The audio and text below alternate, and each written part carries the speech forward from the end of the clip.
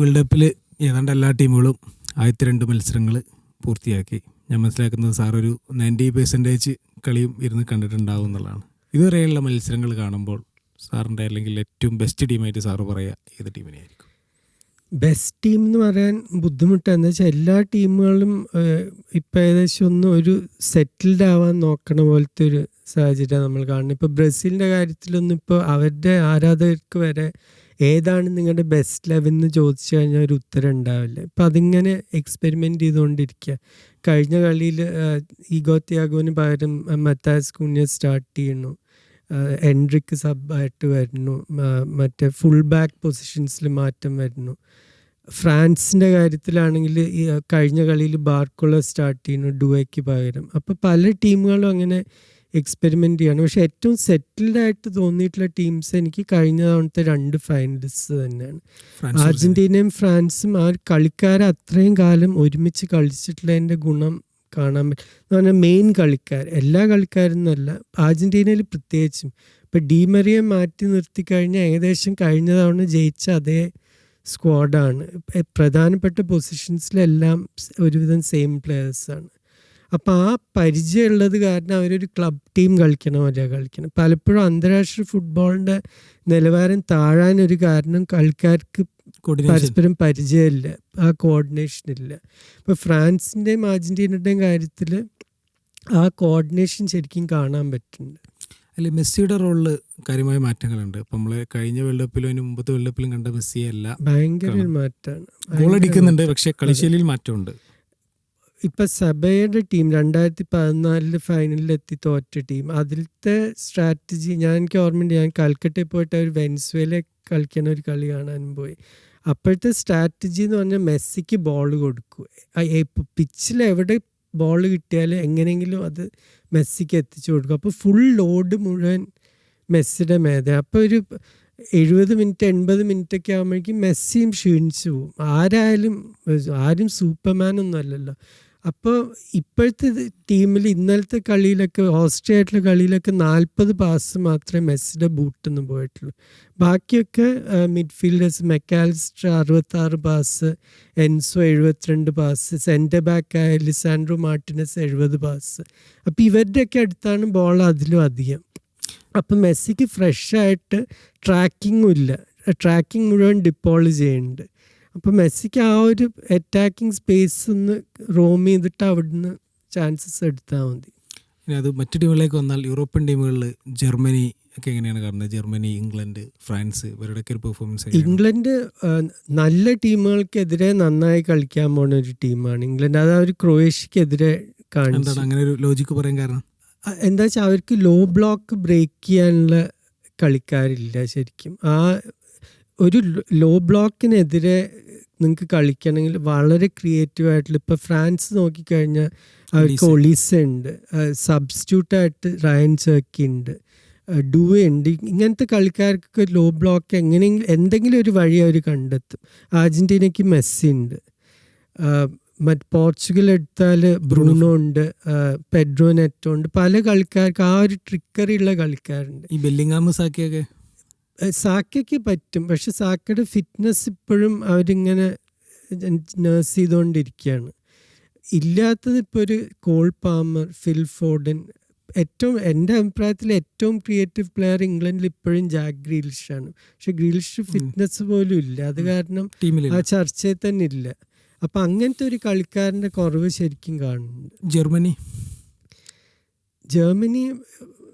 Ivory കോസ്റ്റിനെതിരെ തിരിച്ചുവരവ് എനിക്ക് ശരിക്കും വളരെ ഒരു മെസ്സേജായിട്ട് തോന്നി.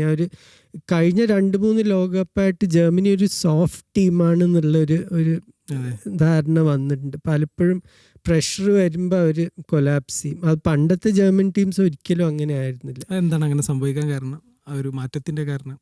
അത് മാറ്റത്തിൻ്റെ കാര്യം എന്ന് പറഞ്ഞാൽ ഒരു ലീഡേഴ്സ് ഇല്ലാത്തൊരു ടീമാണ്. പ്രത്യേകിച്ച് ആ ഷ്വൈൻസ്റ്റൈഗർ, ക്രൂസ്, ആ ഒരു ജനറേഷൻ പോയതോടുകൂടി ആ ഒരു എന്താ പറയുക, ഒരു പേഴ്സണാലിറ്റി ഉള്ള കളിക്കാരില്ല.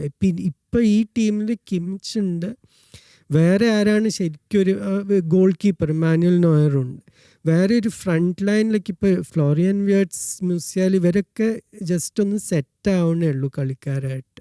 പ്രത്യേകിച്ച് അന്താരാഷ്ട്ര ഫുട്ബോളിൽ. അപ്പോൾ ആ ഒരു ലീഡർഷിപ്പ് ഇല്ല. ഇപ്പോൾ ഫ്രാൻസിനൊക്കെ നോക്കിക്കഴിഞ്ഞാൽ എംബാപ്പെ ഉണ്ട്, ചുവമനി ഇപ്പോൾ 3ാമത്തെ ലോകകപ്പ് കളിക്കണം. അപ്പം അങ്ങനത്തെ കുറേ കളിക്കാരുണ്ട്. ഇതിൽ നമ്മൾ പറയാൻ വിട്ടുപോയൊരു ടീമുണ്ട് സ്പെയിൻ എങ്ങനെയാണ് കാണുന്നത്?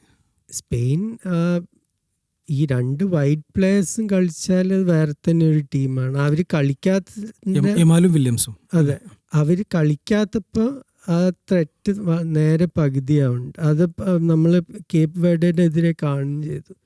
അവർ രണ്ടുപേരും സ്റ്റാർട്ട് ചെയ്യാത്ത കളിയിൽ സ്പെയിനിൻ്റെ ചാൻസസ് സൃഷ്ടിച്ചില്ല എന്നല്ല, പക്ഷെ ക്വാളിറ്റി ഓഫ് ചാൻസസ് പോരായിരുന്നു. ഇവർ വന്നപ്പോഴേക്കും 23 മിനിറ്റ് കൊണ്ട്, അത് അത്ര നല്ല ടീമല്ല സൗദി, എന്നാലും 23 മിനിറ്റ് കൊണ്ട് കളി തീർത്തു കൊടുത്തു. അതിൽ ഇതുവരെയുള്ള മത്സരങ്ങൾ നോക്കുമ്പോൾ വിചാരിച്ചതിലും ലെവലിൽ കൂടുതൽ പെർഫോം ചെയ്ത ടീം ഏതായിരിക്കും? എൻ്റെ ശരിക്കും ശ്രദ്ധയിൽ വന്നിട്ടുള്ള ടീം നെതർലൻഡ്സ് ആണ്. എനിക്ക് വലിയൊരു പ്രതീക്ഷ ഒന്നും ഉണ്ടായിരുന്നില്ല, പ്രത്യേകിച്ച് നെതർലൻഡ്സിൻ്റെ ഫോർവേഡ് ലൈനിനെ പറ്റി. കോഡി ഗാക്പോൻ്റെ ഒക്കെ ലീഗ് ഫോം വളരെ ദയനീയമായിരുന്നു ശരിക്കും കഴിഞ്ഞ സീസൺ. പക്ഷെ ഗാക്പോ ഈ ടൂർണമെൻറ്റ് നല്ല രീതിയിൽ തുടങ്ങിയിട്ടുണ്ട്. ബ്രയൻ ബ്രോബി അവർക്ക് വേറെ തന്നെ ഒരു അറ്റാക്കിംഗ് ഒരു ത്രെറ്റ് കൊടുക്കുക, വളരെ ഡയറക്റ്റായിട്ട്. അവർ സാധാരണ അത്രയും ഡയറക്റ്റായി കളിക്കുന്ന ഒരു ടീമല്ല. മറ്റേ ഈ ഡിഫെൻസ് അത്യാവശ്യം സോളിഡായി തോന്നുന്നുണ്ട്. പിന്നെ മറ്റേ മിഡ്ഫീൽഡ് 3 പേരും വളരെ പ്രയത്നിക്കുന്ന കളിക്കാരാണ്. ഇപ്പോൾ റെയിൻഡേഴ്സ് ആയാലും ഗ്രാവൻബർച്ച് ആയാലും. പിന്നെ ഡിയോങ് ഒരു ഡിഫറെൻറ്റ് ക്ലാസ് പ്ലെയറാണ്. അത് അടുത്ത കാലത്ത് പലപ്പോഴും ബാഴ്സലോണയിൽ നമുക്ക് കാണാൻ പറ്റിയിട്ടില്ല, പരിക്കുകളും വേറെ പ്രശ്നങ്ങളൊക്കെ കാരണം. പക്ഷെ ശരിക്കും ഫുള്ളി ഫിറ്റാണെങ്കിൽ ഒരു വേൾഡ് ക്ലാസ് പ്ലെയറാണ്. അങ്ങനത്തെ ഒരു കളിക്കാരൻ ഈ സ്റ്റേജിൽ തിളങ്ങാൻ പറ്റിയ ശരിക്കും അവരൊരു സർപ്രൈസ് പാക്കേജ്. ടെമ്പോ സെറ്റ് ചെയ്യുന്നത് ഡിയോങ് ആണ് ശരിക്കും. അപ്പോൾ എല്ലാ നല്ല കളിക്കാരെയും പറ്റി പറയാം, അവർക്ക് ബോൾ കിട്ടുമ്പോൾ ഒരു 5-6 പാസ് ഓപ്ഷൻസ് ഉണ്ടാവും. അങ്ങനത്തെ ഒരു കളിക്കാരനാണ്. നമ്മൾ ഈ ഏഷ്യയിൽ നിന്നും ആഫ്രിക്കയിൽ നിന്നൊക്കെ ഒരുപാട് ടീമുകൾ നന്നായി ജപ്പാൻ ശരിക്കും ശ്രദ്ധയിൽ വന്നിട്ടുള്ള ഒരു ടീം. എങ്ങനെയാണ് ജപ്പാൻ ടീമിനെ എങ്ങനെയാണ് കാണുന്നത്?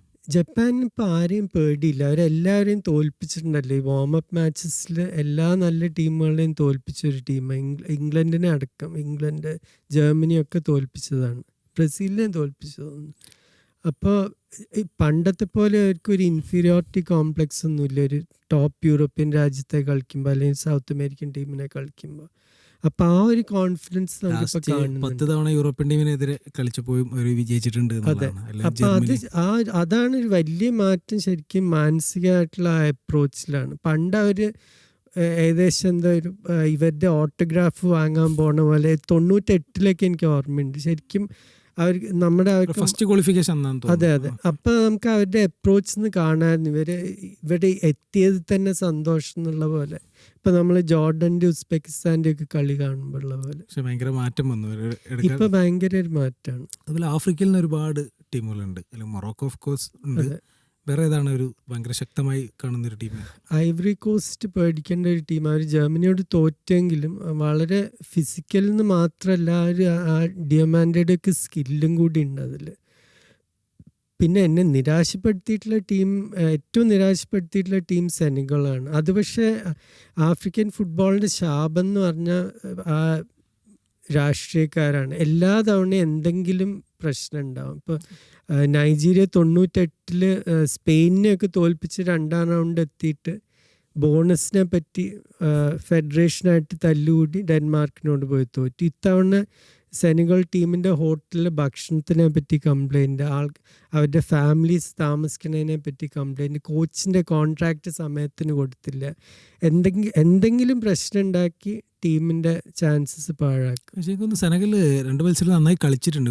അതെ, അവരുടെ ലക്കില്ല എന്ന് പറഞ്ഞാൽ അവർ ഈ ഗ്രൂപ്പ് പെട്ടത് ഭയങ്കര ഒരു ഏറ്റവും ടഫായിട്ടുള്ള ഗ്രൂപ്പാണ് ശരിക്കും ഈ 2 ടീമും ഉള്ളത്. നോർവേൻ്റെ പെർഫോമൻസ് എങ്ങനെയാണ് നോക്കിയാണ്?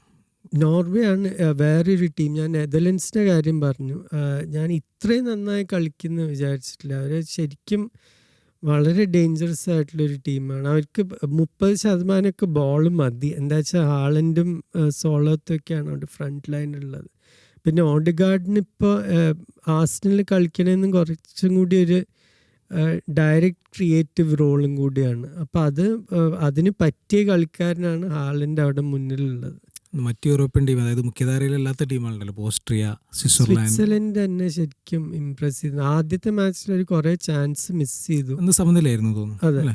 പക്ഷെ യോഹൻ മൻസാമ്പി എല്ലാ വലിയ ക്ലബും നോക്കണ ഒരു കളിക്കാരനായിരിക്കും. എന്താ വെച്ചാൽ അങ്ങനെ ബോക്സിലെത്തി ഫിനിഷ് ചെയ്യാൻ പറ്റുന്ന മിഡ്ഫീൽഡേഴ്സാണ്. ഇപ്പം ഇംഗ്ലണ്ടിലൊക്കെ പണ്ട് ലാംപാർഡും ജെറാർഡും ഒക്കെ ഉണ്ടായിരുന്ന പോലെ അത് ഭയങ്കര ഒരു കഴിവാണ് ശരിക്കും. അപ്പം അങ്ങനത്തെ ഒരു കളിക്കാരനുള്ള ഒരു ടീം, അതും നല്ല സ്ട്രോങ് ആണ്, സ്പീഡുണ്ട്, പേടിക്കേണ്ട ഒരു ടീമാണ് സ്വിറ്റ്സർലൻഡ്. നമ്മൾ ബ്രസീലിനെ കുറിച്ചൊന്ന് സെപ്പറേറ്റ് പറയാൻ തോന്നുന്നു. ബ്രസീൽ നമ്മൾ ഒരുപാട് പലതും പറഞ്ഞു കഴിഞ്ഞതാണ്. ഈ ഫുൾ ബാക്കിൻ്റെ പ്രശ്നമായാലും മിഡ്ഫീൽഡിലെ ക്രിയേറ്റിവിറ്റി ഒക്കെ പറഞ്ഞിട്ടുണ്ട്. എങ്ങനെയാണ് ഒരു കാർലോ ആഞ്ചലോട്ടി എന്ന് പറയുന്ന കോച്ചിനെ ഒരുപാട് കാലമായിട്ട് കാണുന്ന ഒരാളാണല്ലോ ക്ലബിലായാലും, എങ്ങനെയാണ് അദ്ദേഹത്തിൻ്റെ ബ്രസീൽ എങ്ങനെയായിരിക്കും എന്നാണ് തോന്നുന്നത്? അതെനിക്ക് തോന്നുന്നു ഇപ്പോഴും അവർ കണ്ടുപിടിക്കാൻ നോക്കുകയാണ് ഏതാണ് നമ്മുടെ ബെസ്റ്റ് ടീം എന്നുള്ളത്. അതിപ്പോൾ എൻ്റെ ഒരു സുഹൃത്ത് ഇപ്പോൾ കഴിഞ്ഞ 2 ദിവസത്തെ പ്രാക്ടീസ് കണ്ടു. അപ്പോൾ പറഞ്ഞത് നെയ്മർ ഫിറ്റാണ്, പക്ഷെ മാച്ച് ഫിറ്റ്നസ് ഇല്ല. അപ്പോൾ 25 മിനിറ്റൊക്കെ കളിക്കുകയായിരിക്കുന്നു സ്കോട്ട്ലൻഡിനെതിരെ. പക്ഷെ അതിലും പൊസിഷൻ വൈഡായിട്ടായിരിക്കില്ല, സെൻട്രൽ പൊസിഷനിൽ കളിക്കുന്നതാണ് പറയുന്നത്. പക്ഷെ വേറെ ക്രിയേറ്റീവായിട്ട് എവിടുന്ന്, ഇപ്പം മിഡ്ഫീൽഡിൽ നിന്ന് എത്രത്തോളം ക്രിയേറ്റിവിറ്റി കിട്ടും. പണ്ടത്തെ ബ്രസീൽ ടീംസ് എപ്പോഴും ഫുൾ ബാക്ക് നിന്ന്, ഇപ്പോൾ ഡാനി ആൽവെസ് ആയാലും മാർസലോ ആയാലും, അതിനു മുമ്പ് കാഫു, റോബർട്ടോ കാർലോസ്, അതിനു മുമ്പ് ജൂനിയർ, ജോസിമാർ, അങ്ങനത്തെ കളിക്കാരൊക്കെ ആയിരുന്നു. അപ്പോൾ ആ ഒരു ലെവലിലുള്ള വിങ്സ് നിന്ന് കിട്ടുന്നില്ല, അല്ലെങ്കിൽ ഫുൾ ബാക്സ് നിന്ന് കിട്ടുന്നില്ല. അപ്പോൾ വേറെ ഇവിടുന്ന് പ്രത്യേകിച്ച് ഈ ടീമിലത്തെ ഏറ്റവും പ്രധാനപ്പെട്ട കളിക്കാരൻ വിനീഷ്യസ് ജൂനിയർ ഒരു ടിപ്പിക്കൽ ഒരു ബ്രസീലിയൻ കളിക്കാരനല്ല, ഒരു കുറേയും കൂടി ഒരു യൂറോപ്യൻ സ്റ്റൈൽ പ്ലെയറാണ്. വിനീഷ്യസിന് വേണ്ട ത്രൂ ബോളാണ്. ഇപ്പോൾ ഒരു ബ്രൂണോ ഒക്കെ കൊടുക്കണ പോലത്തെ ത്രൂ ബോൾ, അല്ലെങ്കിൽ ഒളീസെ എംബാപ്പയ്ക്ക് കൊടുത്ത പോലത്തെ ത്രൂ ബോൾ, അതാര് കൊടുക്കുന്നതാണ്? അതിപ്പോൾ ശരിക്കും ലൂക്കസ് പക്കേറ്റ, ബ്രൂണോ ഗിമറേഷ് കഴിഞ്ഞ മത്സരത്തിൽ കൊടുത്തു. പിന്നെ എൻ്റെ അഭിപ്രായത്തിൽ എഡർസൺ കളിക്കണം ശരിക്കും. ആ മിഡ്ഫീൽഡിൽ എഡർസൺ കളിക്കാൻ, കാസ്മിറോനെ മാറ്റേണ്ടി വന്ന, കാസ്മിറോനെ പിന്നെ ഒരു കളി സേഫായി കഴിഞ്ഞാൽ അത് ഷീൽഡ് ചെയ്യാൻ വേണ്ടി കൊണ്ടുവരാം. പക്ഷെ ഇപ്പോഴത്തെ എഡർസൺ കുറച്ചും കൂടി ഒരു ഡൈനാമിക് പ്ലെയറാണ് കാസ്മിറോൻ്റെ. ഡിഫെൻഡ് ചെയ്യാനും പറ്റും. അറ്റ്ലാന്റിക്ക് വേണ്ടി ഞാൻ പല കളിയും കണ്ടിട്ടില്ല, എല്ലാം ചെയ്യാൻ പറ്റുന്ന ഒരു മിഡ്ഫീൽഡർ. അത് കാരണമാണ് മാഞ്ചസ്റ്റർ യുണൈറ്റഡ് ഇത്രയും താല്പര്യം കാണിച്ചത് കൊണ്ടുവരാൻ. ഇതിൽ നമ്മൾ പറയാൻ വിട്ടുപോയൊരു ടീം കൂടി ഉണ്ട്, കൊളംബിയ. പോർച്ചുഗലുമായിട്ട് ഒരു കളി നടക്കാനുണ്ട്. എങ്ങനെയാണ് കൊളംബിയയുടെ ഒരു സാധ്യത? അത് 2 ടീമിൻ്റെയും സാധ്യത നമുക്ക് അറിയാൻ പറ്റുന്ന ഒരു കളിയായിരിക്കും അത്, കൊളംബിയ പോർച്ചുഗൽ. ശരിക്കും ലൂയിസ് ഡിയാസ് ഇപ്പോൾ ഭയങ്കര ഫോമിലാണ്. പക്ഷെ ഏറ്റവും ശ്രദ്ധയിൽ വന്നിട്ടുള്ള റൈറ്റ് ബാക്കിൽ ഡാനിയൽ മ്യൂണോസിൻ്റെ ഓട്ടങ്ങളാണ്. അത് ക്രിസ്റ്റൽ പാലസിന് വേണ്ടി വളരെ മികച്ച സീസണായിരുന്നു. അവരൊരു യൂറോപ്യൻ ട്രോഫിയൊക്കെ ജയിച്ചു, അതിനു മുമ്പ് കമ്മ്യൂണിറ്റി ഷീൽഡ് ജയിച്ചു, കഴിഞ്ഞ കൊല്ലം FA കപ്പ്, ഇതിലൊക്കെ ഒരു പ്രധാന പങ്ക് വഹിച്ചിട്ടുള്ള കളിക്കാരനാണ്. അപ്പോൾ ഡാനിയൽ മ്യൂണോസിൻ്റെ ആ റൈറ്റ് ബാക്കിൽ നിന്നുള്ള ഓട്ടങ്ങളും, ഡിയാസ് ലെഫ്റ്റിൽ നിന്ന്, പിന്നെ അവരുടെ ശക്തമായൊരു മിഡ്ഫീൽഡാണ്. എനിക്ക് സംശയമുള്ളത് സൗത്ത് അമേരിക്കയിലത്തെ ഏറ്റവും മോശം ഡിഫെൻസീവ് റെക്കോർഡുള്ള ടീം കൊളംബിയ ആയിരുന്നു. ആ സെൻറ്റർ ബാക്സ് 2 പേരും കുറച്ച് കോൺസെൻട്രേഷൻ പ്രശ്നം വരുന്ന കളിക്കാരാണ്. നമ്മൾ ഈ അർജൻറ്റീനയെ കുറിച്ച് പറയുമ്പോൾ, അർജൻറ്റീന ഒരുപാട് കോച്ചുമാർ വന്നു പോയി. ഇപ്പോൾ മറഡോണ 86 കപ്പെടുത്തിന് ശേഷം ബിയൽസ വന്നു, പെക്കർമാൻ വന്നു, സാമ്പോളി വന്നു. ഇതിൽ നിന്നൊക്കെ എന്ത് ഒരു അത്ഭുതമാണ് ഈ സ്കലോണി ഉണ്ടാക്കിയത് ആ ടീമിൽ. എന്തായിരുന്നു അദ്ദേഹത്തിൻ്റെ ഒരു കെമിസ്ട്രി ഈ ഒരു ടീമിനെ സെറ്റാക്കുന്നതിൽ എന്ന് ചോദിച്ചാൽ എന്തായിരിക്കും? എനിക്ക് തോന്നുന്നു സ്കലോണിക്ക് വന്നിട്ടുള്ള ഏറ്റവും വലിയൊരു ഗുണം എന്താണെന്ന് പറഞ്ഞാൽ, സ്കലോണി ആ ഒരു ഗോൾഡൻ തലമുറയുടെ കൂടെ കളിച്ച കളിക്കാരൻ. ആ റിക്കൽമെ ആ ഒരു ജനറേഷൻ്റെ കൂടെ കളിച്ചു കുറച്ച് കാലം. മറ്റവരുടെയൊക്കെ അവസാന കാലം ക്രെസ്പോ അങ്ങനത്തെ കളിക്കാരുടെയൊക്കെ. അപ്പം ഈ താരങ്ങളെ കൊണ്ട് മാത്രം നിങ്ങൾക്കൊരു ലോകകപ്പ് ജയിക്കാൻ പറ്റില്ല. ശരിക്കും ഒരു ടീം, ഒരു ഐഡൻറ്റിറ്റി തന്നെ വേണം. അല്ലെങ്കിൽ അർജൻറ്റീന 94-ലും 98-ലും 2002-ലും ഒക്കെ ജയിക്കേണ്ടത്. ജസ്റ്റ് കളിക്കാരുടെ ക്വാളിറ്റി വെച്ച് മാത്രം നോക്കുകയാണെങ്കിൽ അവർ ഏത് ടീമിനും ഒരു മാച്ചായിരുന്നു ആ കാലത്ത്. പക്ഷെ എന്തോ അത് ഫീൽഡിൽ ജയിക്കാൻ പറ്റിയില്ല. അതിനൊരു കാരണം പലപ്പോഴും ഒരു ടീമായിട്ടല്ല കളിച്ചിട്ട്. എന്തെങ്കിലും ബാക്ക്ഗ്രൗണ്ടിൽ ഇപ്പോൾ 98-ൽ റെഡോണ്ടോനെ എടുത്തില്ല, എന്തുകൊണ്ട് മുടി വളർത്തി എന്നൊക്കെ പറഞ്ഞിട്ട് അത് മാത്രമായിരുന്നില്ല കാരണം, വേറെ കാരണങ്ങളുണ്ട്. റെഡോണ്ടോ ഉണ്ടെങ്കിൽ ആ ടീം ലോകകപ്പ് ജയിക്കുന്ന എനിക്ക് ഉറപ്പാണ്. എന്താ വെച്ചാൽ ആ സീസണാണ് റയൽ 32 കൊല്ലത്തിന് ശേഷം ചാമ്പ്യൻസ് ലീഗ് നേടുന്നത്. അതിൽ പ്രധാനപ്പെട്ട കളിക്കാരൻ റെഡോണ്ടോ ആയിരുന്നു. അപ്പം അങ്ങനെ പലപ്പോഴും ബാക്ക്ഗ്രൗണ്ടിൽ നിന്ന് അവർ തന്നെ അവരുടെ ചാൻസസ് മോശമാക്കിയിട്ടുണ്ട്. സ്കലോണിയുടെ ശ്രദ്ധ മുഴുവൻ ടീമിലാണ്, അല്ലാതെ ഇപ്പം തീർച്ചയായിട്ടും മെസ്സിയാണ് മെയിൻ കളിക്കാരൻ. അത് പക്ഷെ ബാക്കി കളിക്കാരൊക്കെ അംഗീകരിക്കുന്നുണ്ട്, അവർക്ക് അതിനെപ്പറ്റി ഒരു ഈഗോ പ്രശ്നമില്ല. അപ്പം അതാണ് ആ ഒരു എന്താ പറയുക, ഒരു യൂണിറ്റി ഉണ്ട്, ഒരുമിച്ച് കളിച്ചത് കാരണം ഒരു ക്ലിയർ ഐഡൻറ്റിറ്റി ഉണ്ട് ടീമിന്.